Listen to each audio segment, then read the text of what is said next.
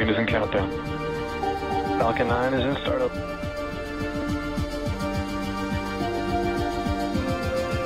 Dragon, SpaceX, go for launch.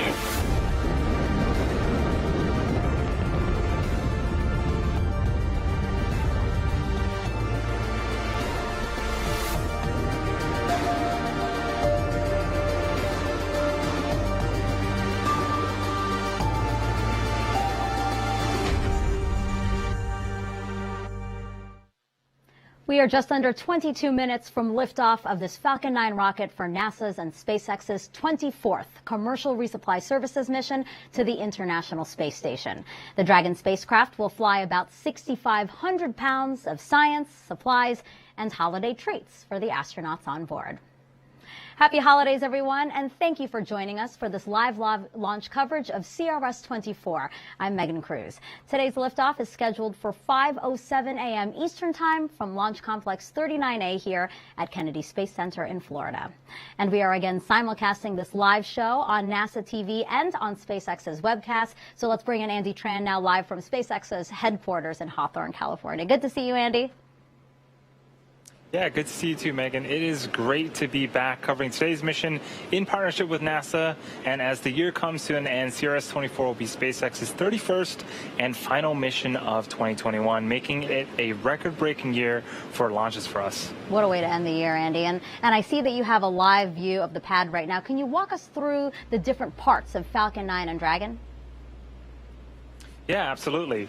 So our two-stage launch vehicle stands about 70 meters tall and when fully fueled holds just over 1 million pounds of propellant that the vehicle will burn through in less than 3 minutes after liftoff. The bottom two-thirds of the vehicle is the first stage. Its objective is to accelerate the vehicle through the Earth's atmosphere to space and then separate from the rest of the rocket.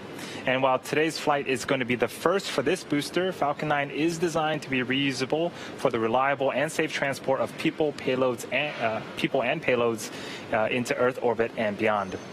And as usual, we are going to be attempting to recover the first stage on our drone ship. Just read the instructions. That's what you see on screen right now. Above the first stage is the second stage. It has a single Merlin vacuum engine which ignites after the first stage separates. The second stage is what will carry Dragon to its intended orbit, allowing the spacecraft to eventually rendezvous with the International Space Station. And speaking of Dragon, it is sitting at the very, very top of the rocket. Dragon was designed from the beginning to be reused, and this version of Dragon is designed for up to 5 flights. Following a successful launch, this Dragon will dock itself to the International Space Station. It will join another Dragon capsule that's already attached, Capsule Endurance. This is the one that launched Crew 3 astronauts last month. So that was a quick rundown of our launch vehicles. I'll send it back to you, Megan. Thanks, Andy. And in addition to SpaceX, NASA teams both here in Florida and in Houston are monitoring this mission. Let's go to Joshua Santora here at Kennedy first. Joshua, you're listening in as the launch team considers things like weather and safety, right? That's exactly right, Megan. Yeah, a good morning to you and everybody watching. Santa Claus and his reindeer can get off the ground in any weather. Our launch vehicles have launch commit criteria. Unfortunately, we've been tracking, we are currently no-go on weather, but the great news is that we are trending towards being go here in just a few minutes. So we're hoping to hear that call on time for that liftoff that we have coming up in just about 18 minutes now.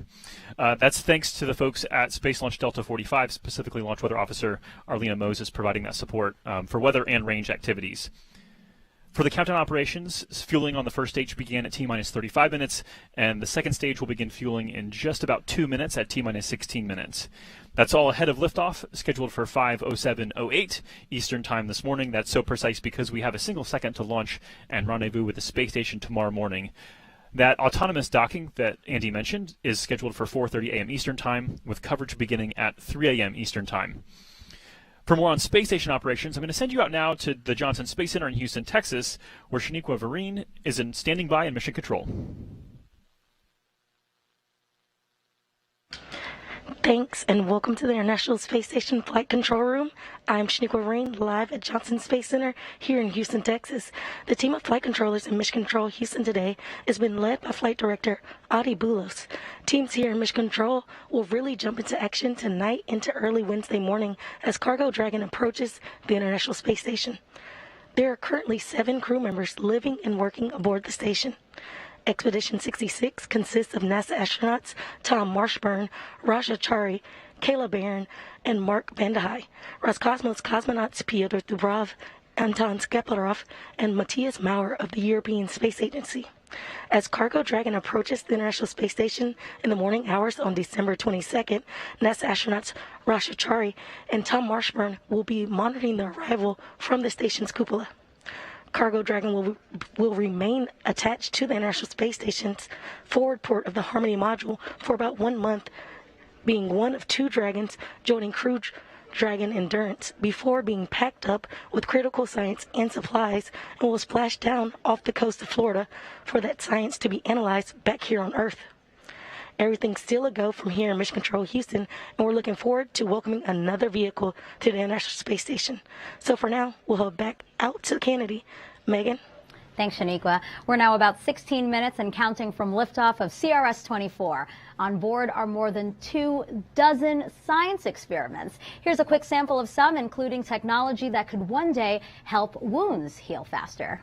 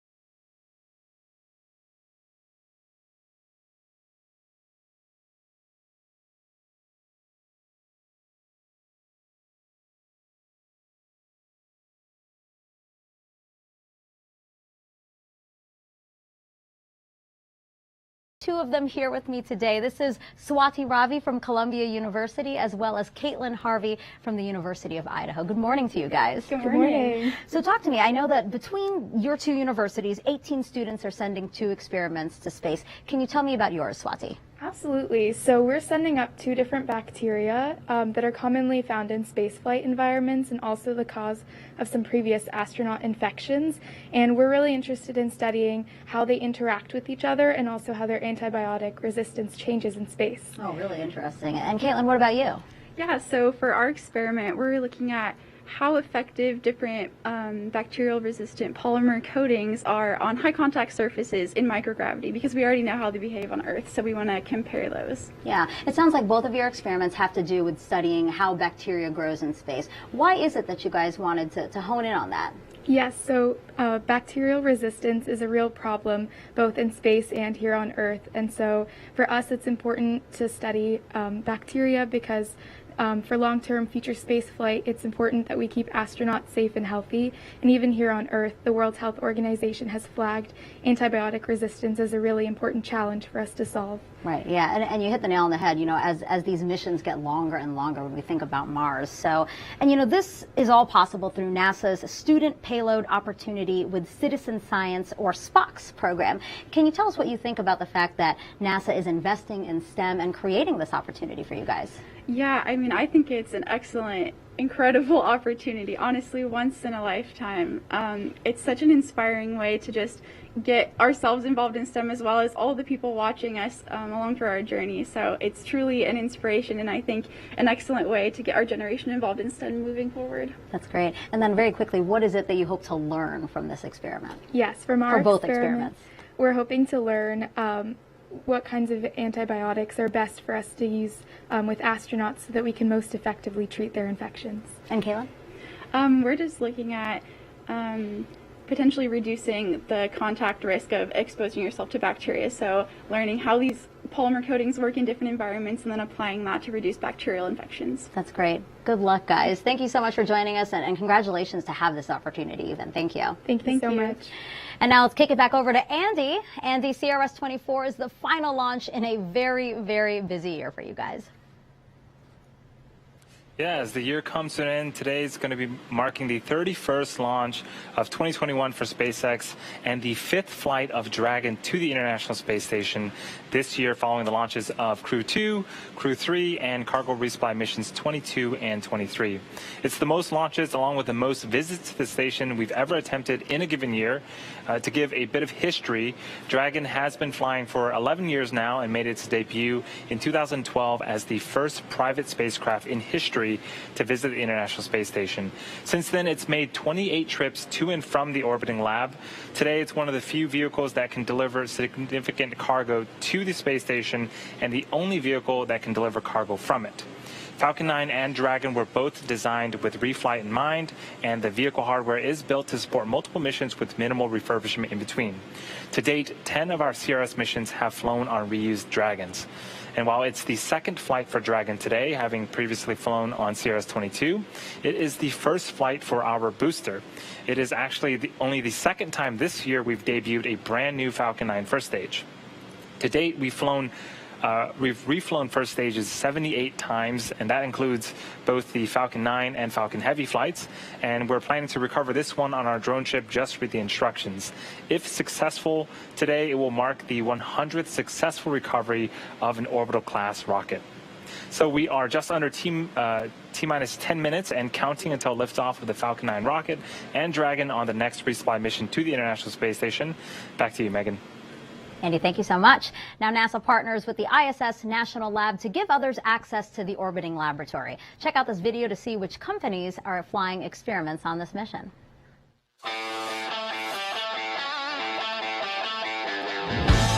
The International Space Station is an incredible research facility that allows investigators to conduct research and technology development in ways not possible on Earth. Through the ISS National Laboratory, private sector companies can leverage the unique space environment to develop or improve consumer products and further business models, both on the ground and in low Earth orbit. Here's a quick look. Over the years, pharmaceutical leader Merck & Company has launched multiple protein crystallization investigations to the space station. In a recent ISS National Lab sponsored investigation focused on Merck's cancer immunotherapy drug Keytruda, the team achieved exciting results. Leveraging microgravity conditions, Merck was able to produce highly uniform, concentrated crystalline suspensions of the active ingredient in Keytruda. Merck successfully translated these findings to drug production processes back on the ground, allowing the company to improve the drug formulation and delivery of Keytruda. Results could lead to additional improvements in the manufacture and storage of Keytruda, which could both reduce costs and improve quality of life for patients on Earth. Procter & Gamble, one of the leading consumer goods companies in the world, will be sending elements associated with its Tide cleaning detergent brand to the space station for evaluation. The Procter & Gamble team intends to test the stability of cleaning ingredients under microgravity conditions and radiation exposure in space. In doing so, the company hopes to gain insights that can improve the production of Tide products for consumers on Earth, while also furthering knowledge on the development of laundry detergent solutions to support long-duration spaceflight missions. To learn more about all ISS National Lab sponsored payloads on this mission, go to issnationallab.org. And the Tide experiments is pretty interesting because many of us probably have a bottle at home right now. Dr. Mark Civic is the CEO of Fabric and Home Care at Procter & Gamble. You guys make Tide. Good morning. It's so great to have you here. Thanks for having us. So tell us, how do astronauts clean their clothes right now? Unfortunately, astronauts actually do not clean their clothes right now, and this resupply mission will actually supply clothing for them, and sometimes they have to wear their clothing up to 4 days in advance, and you can imagine that's pretty gross. So for long-term deep space missions, NASA has partnered with Tide to develop the first detergent for space use for long flight missions, because it becomes cost prohibitive to send up so much clothing for a long-term flight. Yeah, so then how will the experiment work? Is that the detergent that they would this try? is exactly the sample of the detergent that's going to fly this morning. And as the consumer expects performance and cleaning from Tide, the astronauts will as well. And unfortunately, astronauts can't go around the store to get a new bottle of Tide when it runs out. So our objective here is in this experiment is to understand stability of Tide, and Tide Infinity specifically for this experiment. And then we want to learn about the ingredients and their stability through microgravity and radiation for long-term flight duration. And I would guess that if laundry is being done on the space station, it would use less water, right? Because that's a difficult resource up there. Would that mean that what we learn from this experiment could mean less water usage for us here on Earth? That's what we plan to learn. We're using International Space Station as a surrogate for off-planet missions, and from there, we want to learn about constraint environments for developing the next best Tide for the consumer around the globe, not just in space, but for situations in the world where resources are constrained. Water usage is constrained, and so is energy. If we can get the consumer to use Tide Infinity in the future for future cleaning at lower wash temperatures, that'll help society in general. Mark, thank you so much. I can't wait to see what you guys uncover. Thank you. Thank you. But it's not just science that's flying to the space station. We, of course, send supplies like food to the crew, and they'll be getting some holiday treats on this flight. Things like roasted turkey, spicy green beans, smoked seafood and shellfish, and fruitcake to help them celebrate the holidays. They'll also be getting some presents. All right, we are now T-minus 5 minutes and counting. Let's bring back Andy and Joshua to walk us through the final moments of the countdown. Guys? Yeah, thanks, Megan. The SpaceX team is working no significant issues right now. We're continuing to monitor weather, although it is trending more and more towards green as we march towards T0. The range is also standing by to support. At this point, RP-1 fuel is completely loaded on both stages. Liquid oxygen loading is currently underway and should complete around the T-minus 2 minute mark. We're also loading helium gas into both stages. Falcon 9 uses helium as a pressurant to backfill the propellant tanks, as LOX and RP-1 are consumed by the Merlin engines during ascent. Helium load began before the broadcast went live, and we'll continue to top that off as well until about a minute and a half before launch. Andy mentioned that liquid oxygen being loaded. It's super chilled liquid oxygen, and to make sure the engine startup goes well, they perform engine chill. This began at T-minus 7 minutes, and a small amount of that LOX is flowed through the Merlin engine's turbo pumps to avoid thermal shock to that system, to allow the full flow of super chilled liquid oxygen when the clock strikes 0. Dragon also began its startup sequence at T-minus 35 minutes when it coordinated timing with Falcon 9. It's currently undergoing vehicle health checks, with the next big step happening just a moment ago when Dragon transitioned to internal power. What we're seeing on screen right now, the clamp arms just underneath the Dragon have begun to open up, and they should be completing fully open right now. And the strong back, which is the truss structure right next to Falcon 9, is beginning to recline away to its pre-launch position, about 2 degrees away from the vehicle. It will continue to recline all the way back as we reach T0 to provide clearance for the vehicle to lift off. Stage 1 LOX load complete. In these last few minutes, Falcon 9 is performing final health checks on its primary communications, avionics, and propulsion systems in preparation for flight. We also may hear callouts that the engines are sufficiently chilled as we get closer to liftoff. The checkouts of the second stage thrust vector control actuators should begin right about T-minus 2 minutes 30 seconds. That's referred to as the engine wiggle test, a fairly self-explanatory name. This is where SpaceX will move the thrust nozzles slightly to make sure the guidance hardware is go for flight. SpaceX will do the exact same checkouts on the first stage engines just seconds before ignition. This is all still on track, weather being go now for liftoff scheduled for 5:07:08 Eastern Time this morning as we track towards the space station with rendezvous and docking scheduled for tomorrow morning. Space station now tracking over Central Europe, and we'll be there with this mission for about a month.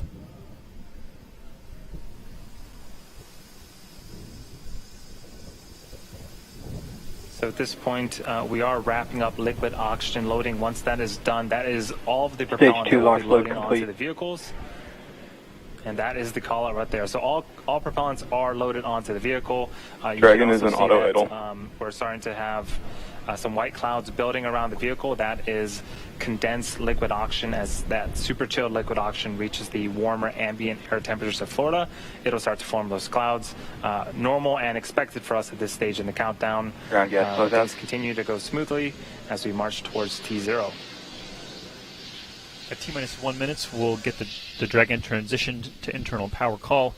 The Falcon 9 computers will enter startup mode and begin final pre-launch checks, guiding the rocket through the last seconds before liftoff.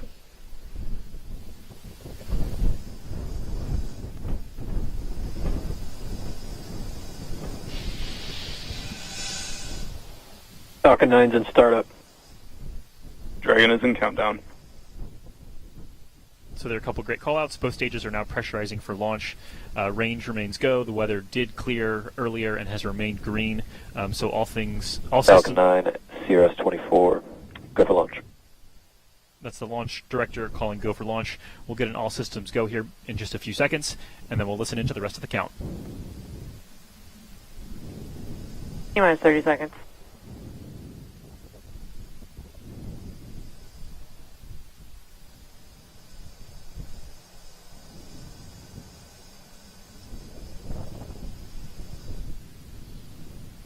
T-minus 15 seconds. 10, 9, 8, 7, 6, 5, 4, 3, 2, 1, 0. Ignition. Liftoff. Cargo Dragon soars with the final supply run in 2021 for the astronauts aboard the International Space Station. Downrange. Stage 1 chamber pressure is nominal.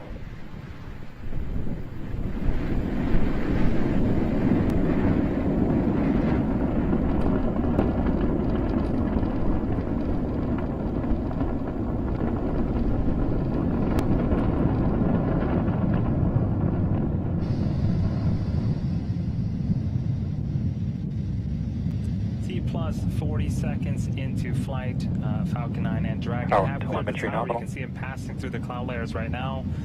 Next up, in just a few seconds here, is max Q. This is where the vehicle will experience the highest amount of aerodynamic pressures. Falcon 9 is supersonic.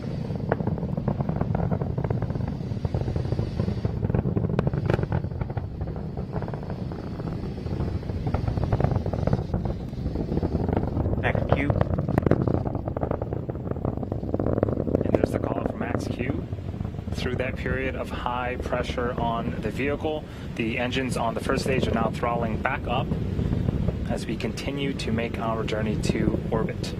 Coming up in about a minute are 3 events in rapid succession. First up is main engine cutoff, also known as MECO, engine chill has started. Stage separation, and then second engine start, also known as SES-1. Main engine cutoff is where all 9 engines on the first stage will shut off in preparation for the second event, stage separation. During stage separation, the first and second stages will separate from one another. The first stage makes its way back to the drone ship for a landing attempt, and the second stage will ignite its Merlin vacuum engine and continue to boost Dragon to low Earth orbit.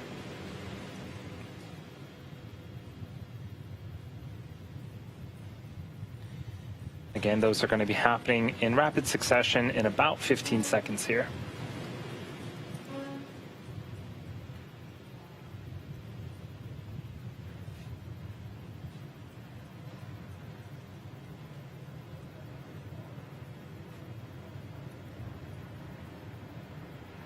MECO.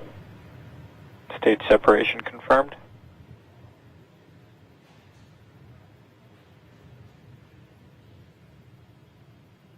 Invac ignition.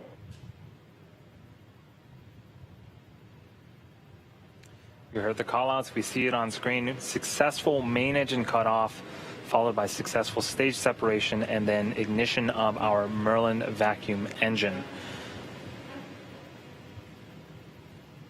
On the left-hand side of the screen, the first stage, again, it's making its way back to Earth, but it's still being illuminated by the second stage Merlin vacuum engine there. So if you are just joining us, you're watching a live webcast for the 24th commercial resupply mission to the International Space Station for NASA. This is SpaceX's 31st mission for 2021 and the 5th Dragon flight to the International Space Station this year. A couple of views on screen. The right-hand side of the screen is a view of the Merlin vacuum engine on the second stage.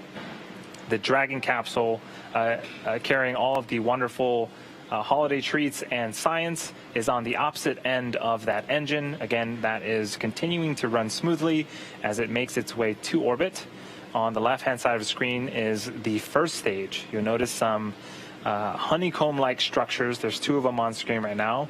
Those are our hypersonic grid fins. They're positioned at the top of the first stage booster. There are four of them, actually.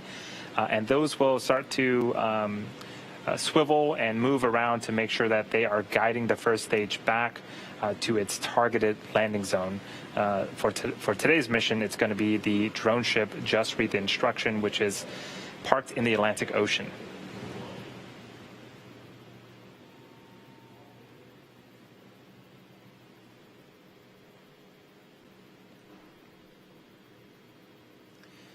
Next event for our mission today is going to be the first stage entry burn. It's going to be the first of two burns. In order to make its way back to our drone ship, the first stage has to execute these two burns. The first, again, is the entry burn where 3 of our Merlin engines will reignite. This helps to slow the stage down as it re-enters the upper parts of the Earth's atmosphere. The second burn is the landing burn. This happens about a minute later. This is a single engine burn that will bring the vehicle speed down rapidly in order to land on the drone ship. So again, the first stage has 2 burns before it can make its first landing attempt on our drone ship.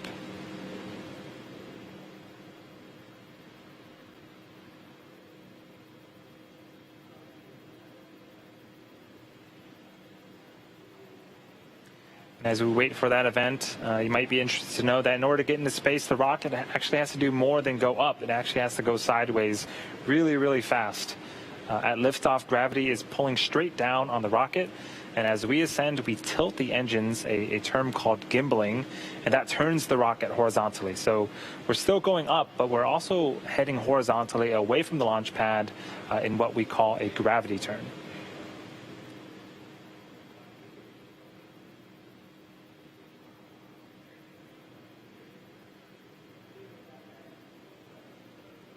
Stage 1 FTS is safe. Things continue to go smoothly for both the first and second stages. Again, the first stage entry burn follow nominal trajectory. should start in about 10 seconds.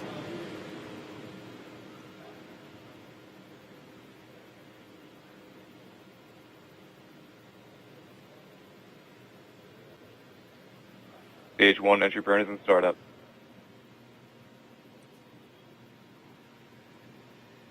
And there it is. 3 Merlin engines have reignited their engines and are now currently slowing down the first stage. This burn is expected to last about 30 seconds. And you can see the velocity on the bottom left-hand side of the screen. We're starting to decrease significantly. Stage 1 entry burn shutdown.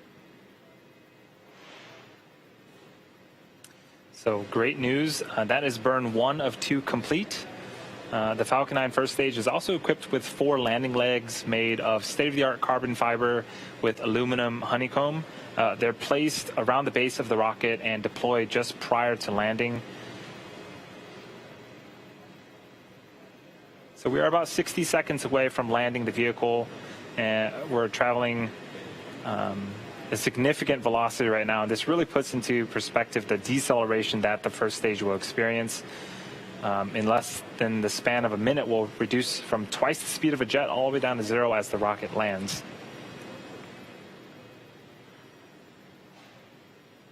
Stage 1 is transonic.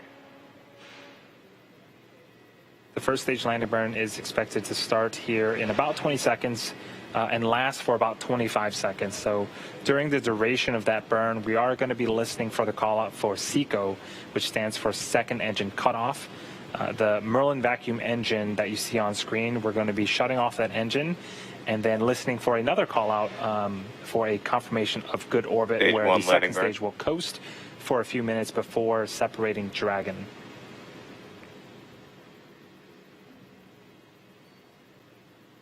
Stage 2 STS is We don't safe. have views of the first stage right now. Looks like we got it back, and the landing burn Stage 1 is landing currently rig deployed. underway.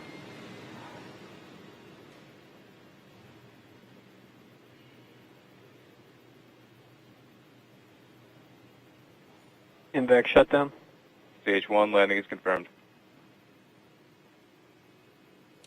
So hopefully we get some visuals. There it is.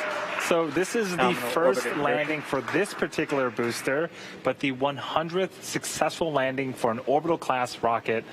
What a way to end off the year. We also heard that the second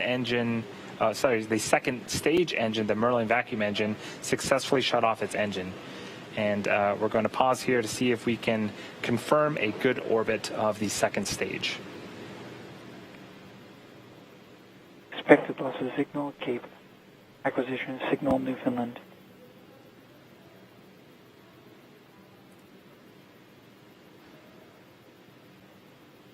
So again, this is a view of the Merlin vacuum engine. The Dragon capsule with all of its supplies is on the opposite end of that engine. And I am getting confirmation that we do indeed have a good orbit. So the second stage is going to be coasting for a few minutes here. This is a view of the unpressurized cargo section of the Dragon. So the second stage right now is making some small adjustments during the coast phase prior to separation. We should also have video of Dragon separating from the top of the second stage itself. Should give us a nice view of that. The view we just saw of the unpressurized cargo section as Dragon will slowly depart away from the second stage. Dragon is going to be joining the Crew 3 vehicle Endurance that is currently attached to the International Space Station and on orbit. And as always, it's always exciting to see two Dragons docked at the space station at the same time.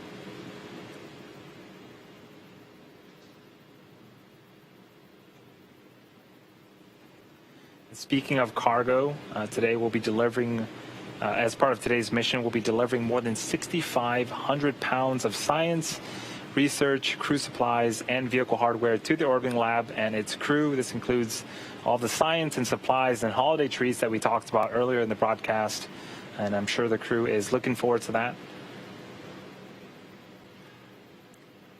So we're just under a minute for Dragon to separate from the top of the second stage.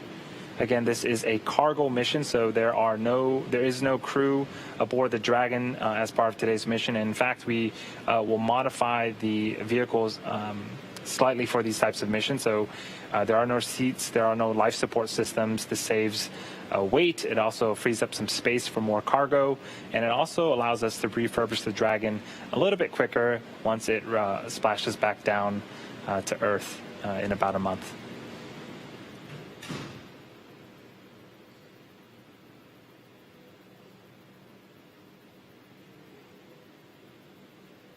Expected loss of signal, Bermuda. So we are Stage expecting separation Dragon to confirmed. separate any Or second Dragon now. separation. And there it goes. Again, this camera view is on the second stage, looking at the Dragon's unpressurized cargo section. The Dragon has about a day before it makes its way to the International Space Station and docks. Coming up is nose cone opening sequence. But that is going to do it for me here in Hawthorne. I'm going to hand it over to Shaniqua in Houston for the next mission milestones.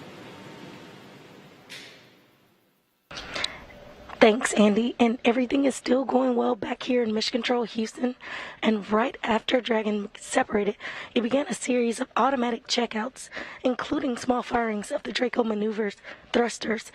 The next milestone is nose cone deploy. The nose cone protects the docking hardware and rendezvous tracking elements of the top of Dragon during ascent. The nose cone deploy uncovers the 4 forward bulkhead thrusters, which Dragon will use for its major burn maneuvers to catch up with the space station. Once open, the nose cone will stay in that position until the very end of its mission, closing prior to re-entry to provide some additional protection to that same hardware during re-entry. So right now we're waiting to hear confirmation that the nose cone is fully deployed. And after confirmation, we'll have one of the program managers here join me on console. Join me virtually, sorry.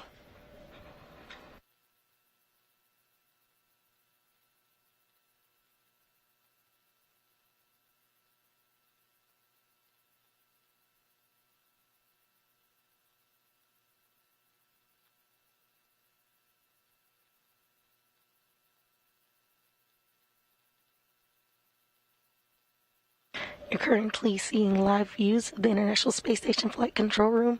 You currently see Flight Director Adi Boulos standing as we wait for that final confirmation of nose cone deploy.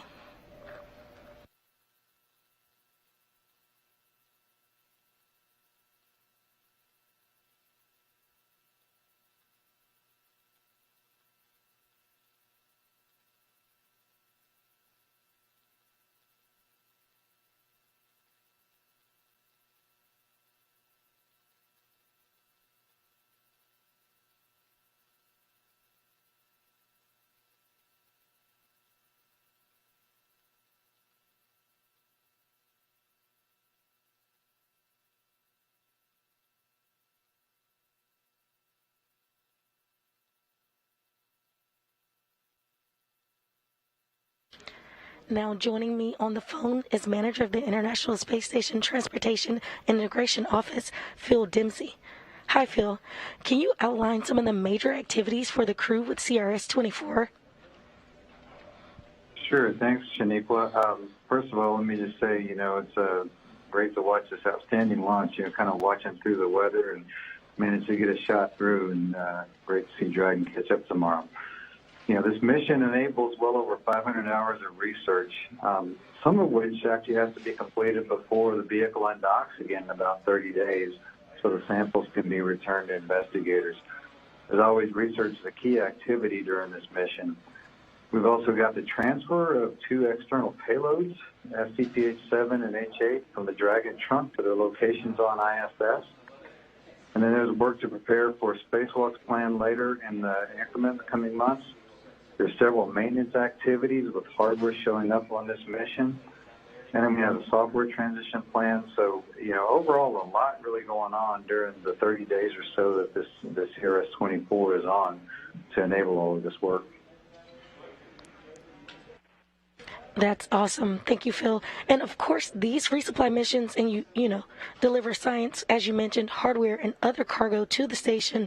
But with these critical deliveries to the station, how important are they for the astronauts? You said over 500 research activities and experiments. How important is that for us to do on the International Space Station? Yeah, so these missions are absolutely critical. The International Space Station is operating for the purpose of doing research and technology demonstration. So, we've got over 24 different experiments going up on this. These 500-600 hours of crew time that it enables are key to what the astronauts are there for in the first place. And what's unique about these SpaceX missions is that we get the return science back down in about a month. So operation of these experiments around this full mission timeline is critical. In addition, we've got hardware going up, as you heard, which is critical to some of the maintenance activities. We've got some hardware that's going up to get one of our exercise devices, a new spare back in place for it, and some additional hardware for EMUs, which are used for the spacewalks that we've got. But then there's also updated supplies for the crew. Of course, Christmas dinner, hopefully, and some Christmas presents for the crew, which is always a treat for them to get on these types of missions. So absolutely all of this is critical to keep the crew occupied doing what they're there for in the first place. Thanks, Phil. And we did have confirmation currently that the nose cone is deploying. It is opening currently, and I will confirm with you all when it is fully open. As always, Phil, it's a busy time aboard the International Space Station with cargo vehicles and crews coming and going. And, like you mentioned, the upgraded equipment, how complex will the next few months be for the International Space Station program and the global partnership? So, we're closing out what's been actually a really great, really busy year, and next year looks to be no different. In fact, it starts really tomorrow with our Russian partners following this launch with the undock of module. It's really cleanup from them installing their node module on the Russian segment. There are 3 Russian spacewalks planned for late January. We've got some U.S. spacewalks in February-March timeframe. And that's to get ready for the next set of upgraded solar arrays coming later in the year. We've also got another cargo resupply mission, our first U.S. private astronaut mission coming up, and additional resupply missions, and then we get back into the crew cycle launches on the Russian and the U.S. side both. So it's actually very busy across the space station program with our international commercial partners both. So while it is complex, as you said, Shaniqua, we've got outstanding teams across the program who do this all the time. They do it very well. So, I see it as really fitting that our teams close out the year with a launch that gets 2022 off and running. That's right. And thanks again, Phil, for joining us. And happy holidays. Back here. Happy holidays. Happy to be here. Thank you. Back here in the International Space Station Flight Control Room, flight controllers are monitoring the systems on the station itself ahead of Dragon's arrival Wednesday morning. Once Dragon crosses that approach ellipsoid, which is that mythical sphere around the station, flight controllers here in Mission Control Houston will begin joint operations with the SpaceX teams in Hawthorne, California. NASA astronauts Rasha Chari and Tom Marshburn will be monitoring the approach and arrival of Dragon with a planned docking Wednesday morning at 3:30 a.m. Central Time, 4:30 a.m. Eastern Time. Once Cargo Dragon is docked to the station, Chari and Marshburn will begin hatch operations to open the hatches between the International Space Station and Cargo Dragon.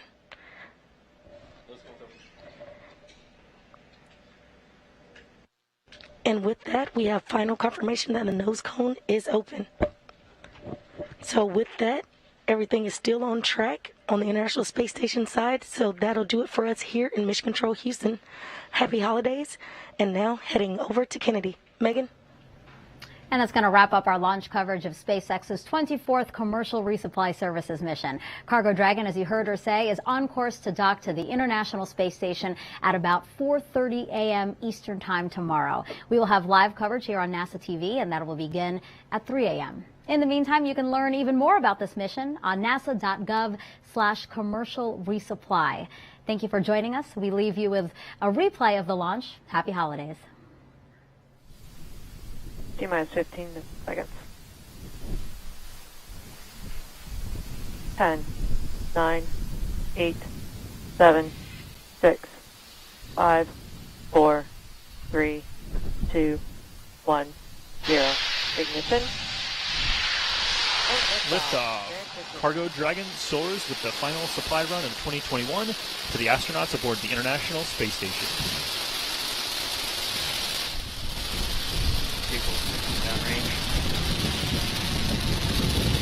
Stage 1 chamber pressure is nominal.